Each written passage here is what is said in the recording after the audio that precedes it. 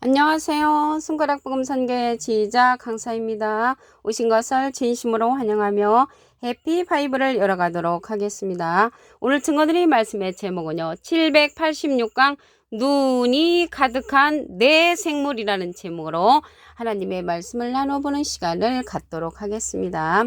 계시록 4장 6절을 보시게 되면 보좌 앞에 수정과 같은 유리 바다가 있고 보좌 가운데와 보좌 주위에 네 생물이 있는데 앞뒤에 눈이 가득하더라 라고 말씀에 기록되어 있습니다.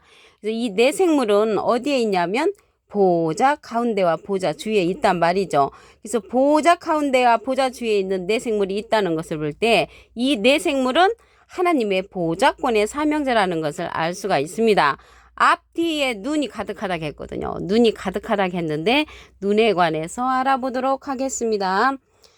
이사야 29장 10절을 보시게 되면 여호와께서 깊이 잠들게 하는 신을 너희에게 부어주사 너희의 눈을 감기셨음이니 눈은 선지자요. 그래서 이 눈은 선지자라는 뜻하지요. 그래서 눈이 선지자를 뜻하는데 깊이 잠들게 하는 신을 부어준 선지자는 눈 감은 선지자, 눈을 감기셨다고 했거든요.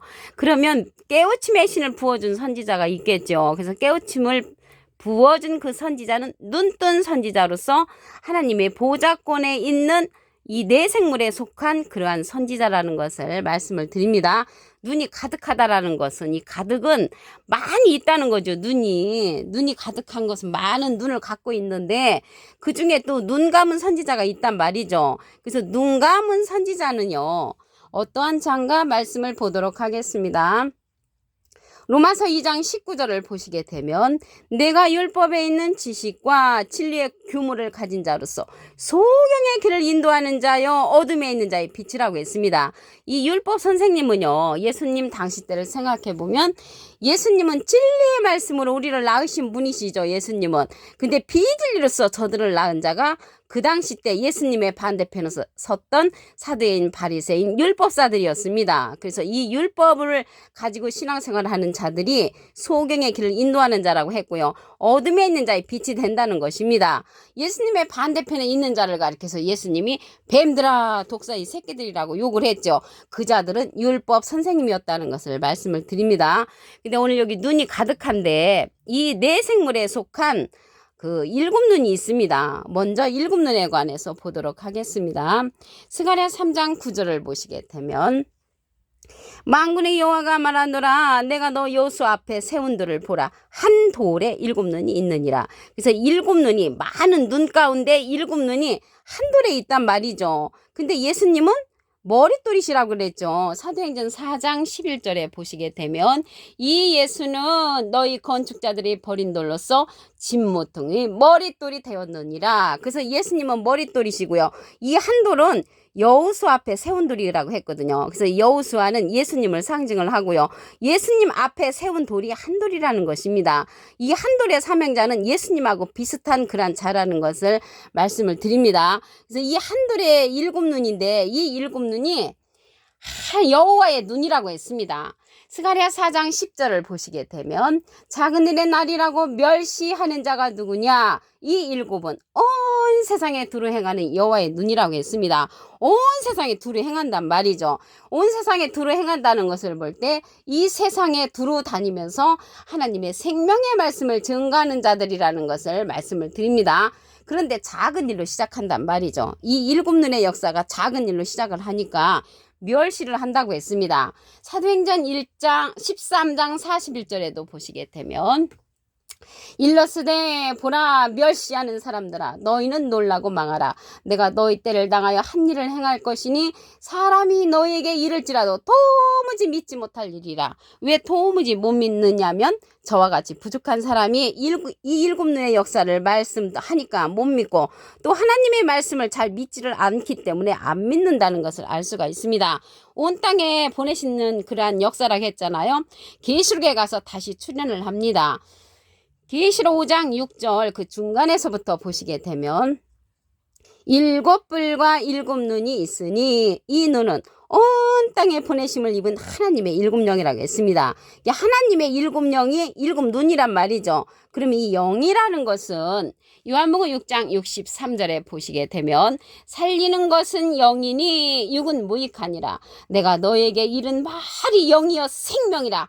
하나님께서 일러주시는 그 말씀이 영이고 생명이라는 것입니다. 그래서 하나님의 일곱 영이 되는 이 일곱 눈의 역사는 하나님의 눈의 역할로서 보호자를 밝혀주는 그러한 사명자라는 것을 말씀을 드리고요. 이 하나님의 일곱 영이 계시록 4장 5절에도 기록되어 있습니다. 계시록 4장 5절을 보시면 보호자로부터 번개와 내성이 나고 보호자 앞에 일곱 등불 켠 것이 있으니 이는 하나님의 일곱 영이라. 그래서 하나님의 생명의 말씀을 가진 일곱 사명자가 보호자를 밝히는 그러한 역할을 하는 하나님의 사명자라는 것을 말씀을 드립니다. 근데 눈이 가득한 오늘 제목이 내생물이잖아요. 그러면 첫째 생물, 이 내생물에 관해서 말씀을 보도록 하겠습니다. 계시록 4장 7절을 보시게 되면 첫째 생물은 사자 같고 그 둘째 생물은 송아지 같고 그 셋째 생물은 얼굴이 사람 같고 그 넷째 생물은 날아가는 독수리 같다고 했습니다. 그러면 첫째 생물이 사자 같다고 했는데 여기 사자, 첫째 생물 이게 사자 같은 자가 나왔죠. 이 사자는요, 예레미야 4장 7절을 보시게 되면 사자가 그 숲풀에서 올라왔으며 열방을 멸하는 자로 나왔다고 했거든요. 그 열방을 멸하는 자로 나오는 이 첫째 사자는 심판의 사명자를 이제 상징을 합니다. 그 둘째 생물을 말하기 전에 여기서 이 생물이 나왔잖아요. 생물은 에스겔서에 보면은 그룹들로 이제 상징이 되어 있습니다.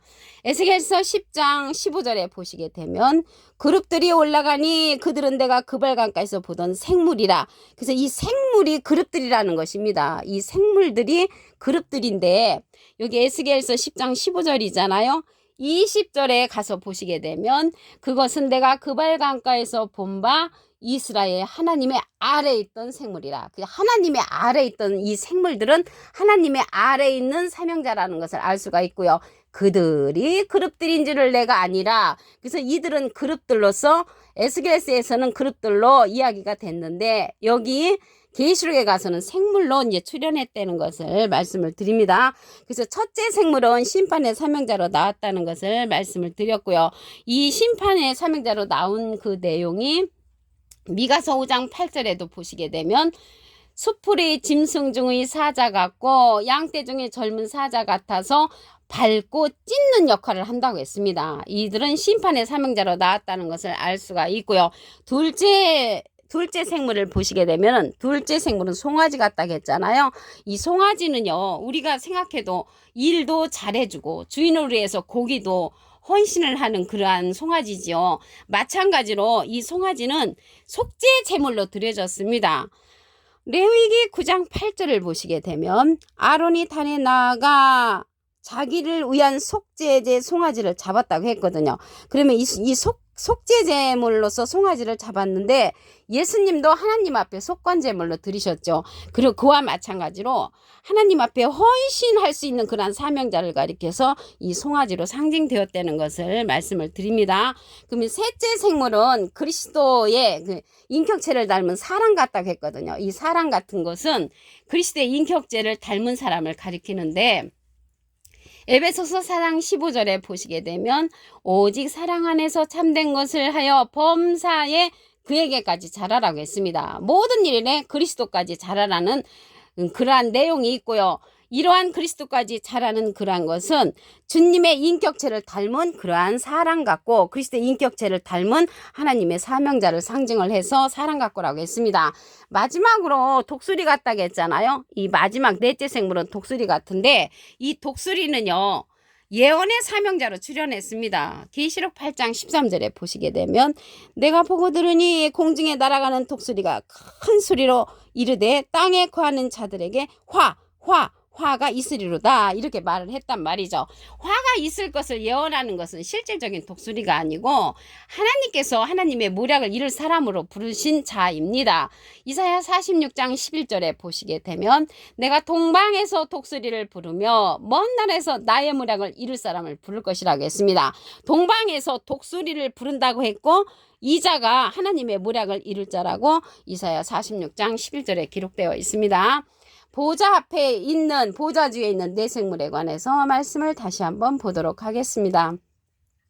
계시록 4장 6절을 보시게 되면 보좌 앞에 수정과 같은 유리바다가 있고 보좌 가운데와 보좌 주에 네 생물이 있는데 앞뒤에 눈이 가득하더라. 그래서 보좌 가운데와 보좌 주에 있는 네 생물이기 때문에 하나님의 보좌권의 사명자라는 것을 알 수가 있고요. 이곳에 많은 눈, 많은 선지자를 갖고 있다는 것을 말씀을 드립니다. 눈은 선지자를 상징한 내용을 보겠습니다. 이사야 29장 10절을 보시게 되면 여호와께서 깊이 잠들게 하는 신을 너에게 부어주사 너의 눈을 감기셨으니 눈은 선지자예요. 눈은 선지자니까 하나님의 보좌권에 있는 그러한 선지자들은 눈뜬 선지자, 눈 감은 선지자도 이 땅에 보내시는데 선택은 자유로서 자기가 하는 것입니다.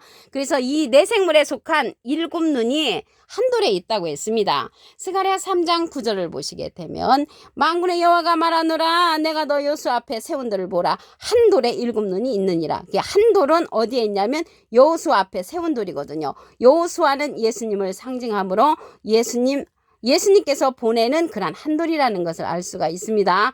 7눈이 있는데 이 7눈은 여호와의 눈이라고 했습니다. 스가랴 4장 10절을 보시게 되면 작은 일의 날이라고 멸시하는 자가 누구냐? 이 7은 온 세상에 두루 행하는 여호와의 눈이라. 그래서 여호와의 눈, 하나님의 눈은 7개라는 것을 알 수가 있고요.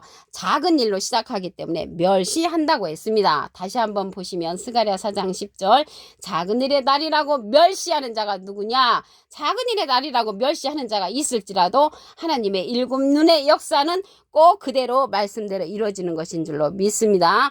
이러한 7눈은 하나님의 7영이라고 했습니다. 계시록 5장 6절 그 중간에서부터 보시게 되면 7뿔과 7눈이 있으니 이 눈은 온 땅에 보내심을 입은 하나님의 7영이라고 했습니다. 온 땅에 보내셨단 말이죠. 온 땅에 보내셨다는 내용이 조금 전에 말씀드린 스가랴 4장 10절에도 보시게 되면 작은 일의 날이라고 멸시하는 자가 누구냐? 이 7은 온 세상에 두루 행하는 여호와의 눈이라고 했습니다. 여호와의 눈과 같은 그러한 선지자가 온 땅에 보내셔서 하나님의 진리의 영의 말씀을 전달하는 자들이라는 것을 말씀을 드립니다. 그러면요, 이 7영이라는 그 내용이 계시록 4장 5절에도 있습니다.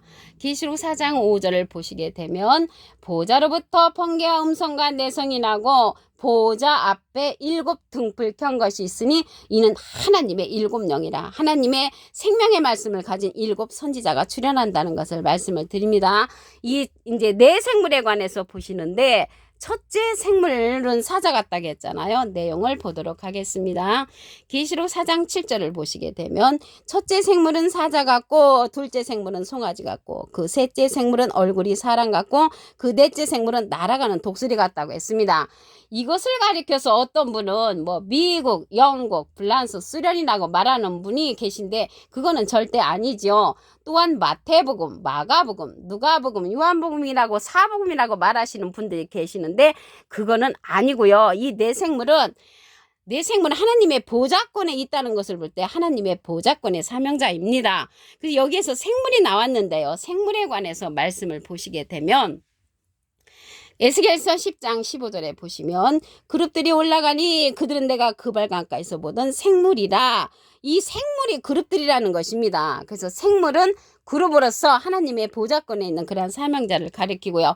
첫째 생물은 사자 같다고 했잖아요. 이 사자는 열방을 멸하는 자로 심판의 사명자로 출현합니다. 예레미야 4장 7절을 보시게 되면 사자가 그 수풀에서 올라왔으며 열방을 멸하는 자가 나왔다고 했고요. 이 송아지는 속죄제로서 헌신하는 그런 사명자를 이제 상징을 합니다.